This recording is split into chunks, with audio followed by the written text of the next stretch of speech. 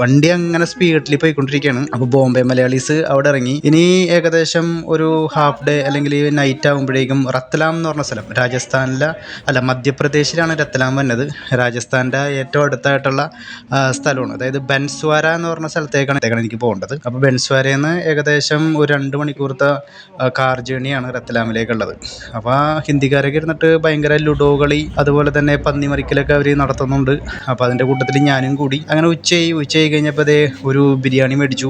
ഇന്നലെ മിനിഞ്ഞാന്നൊക്കെ ബിരിയാണി ആയിരുന്നു, അതിൻ്റെ വീഡിയോ ഒന്നും എടുക്കാൻ പറ്റിയില്ല. അപ്പോൾ ഇത് ഒരു ചിക്കൻ ബിരിയാണിയാണ് ഞാൻ മേടിച്ചത്.